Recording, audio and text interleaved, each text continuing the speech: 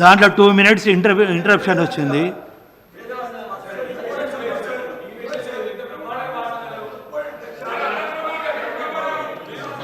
Minister గారు మాట్లాడుతున్నారు.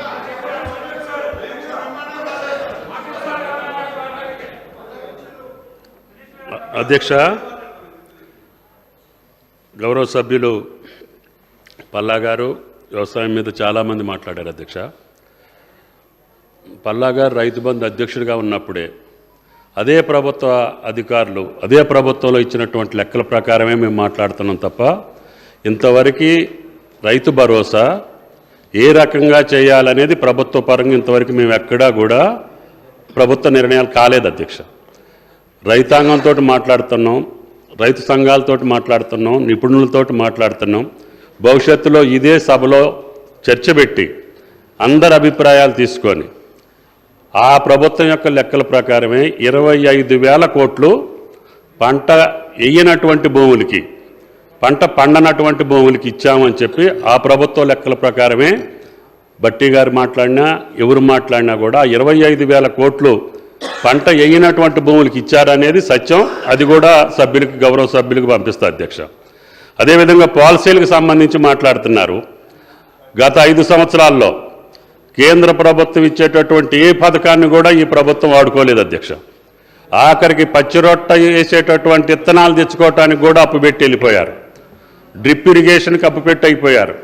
మెకనైజేషన్కి గత 7 సంవత్సరాల క్రితం ఇచ్చినటువంటి వాటికి కూడా గత 5 సంవత్సరాల్లో ప్రభుత్వం చెల్లించలేదు. అధ్యక్ష, సబ్సిడీ ఇవ్వలేదు, ఇన్పుట్ సబ్సిడీ ఇవ్వలేదు. అకాల వర్షాలకు కానీ రాళ్ల వర్షానికి కానీ పంట నష్టపోతే 1 పైసా ఇవ్వలేదు. అయినా సరే ఈ ప్రభుత్వం కష్టాల్లో ఉన్న బట్టి గారికి అకాల వర్షాలు కురిసిన రైతులకు ఇవ్వాలి అని చెప్పాం.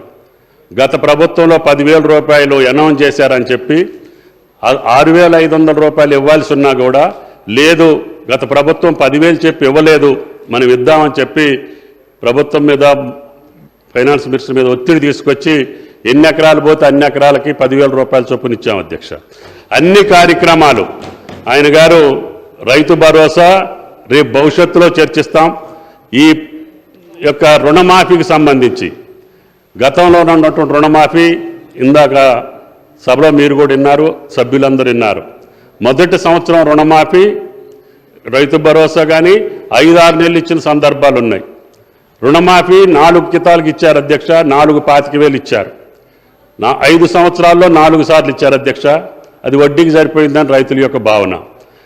పోయిన సంవత్సరం కూడా గత టర్మ్లో కూడా రుణమాఫీ 1,00,000 రూపాయలు చెప్పారు. అధ్యక్ష, 7,500 కోట్లు ఓఆర్ఆర్ని తాకట్టు పెట్టి ఇచ్చిన మాట వాస్తవం. అధ్యక్ష, ఇంకా ఎన్నికలు 4 రోజులు ఉందనంగా మిగతా రైతు బంధును కూడా మళ్ళీ ఈ ప్రభుత్వం వచ్చిన తర్వాత 7,560 కోట్లు ఈ ప్రభుత్వం చెల్లించింది. అధ్యక్ష, అదేవిధంగా పంటల బీమా పథకాన్ని తప్పకుండా మేము చేస్తామని చెప్పాం.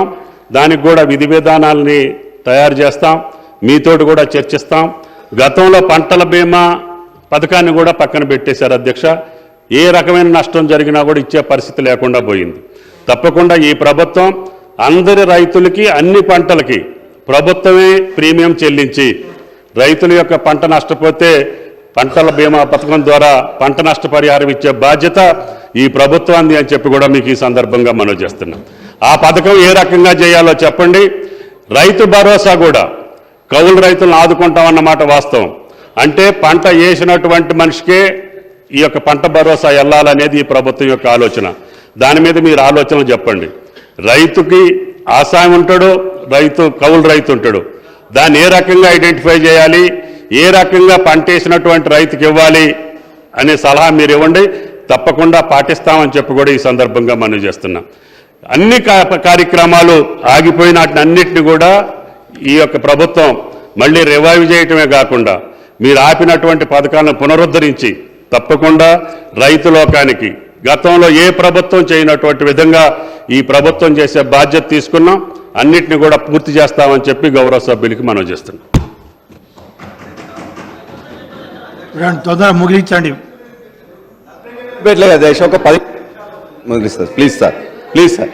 నేను రైతు బంధు మేము ఇచ్చిన దాంట్లో ఎస్సీ సంబంధించిన దళితుల రైతులకు 15 లక్షల ఎకరాలకు ఇచ్చిన అధ్యక్ష.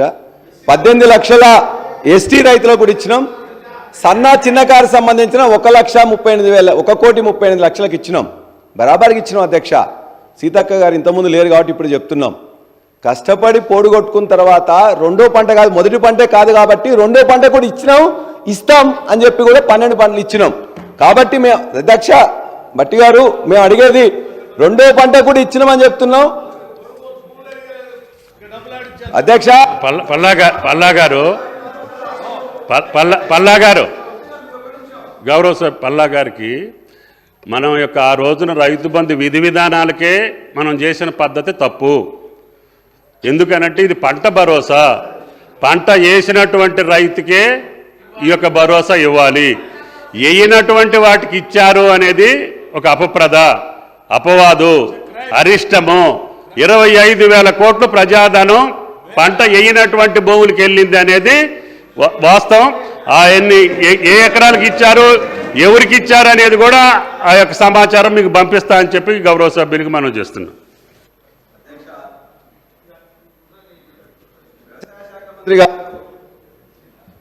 క్యాబినెట్లో ఉండి గతంలో ఉమ్మడి బాధ్యతను విస్మరిస్తున్నారు. రైతు బంధు విధి విధానాలు వేస్తున్నప్పుడు వారు మంత్రివర్గంలో లేరా?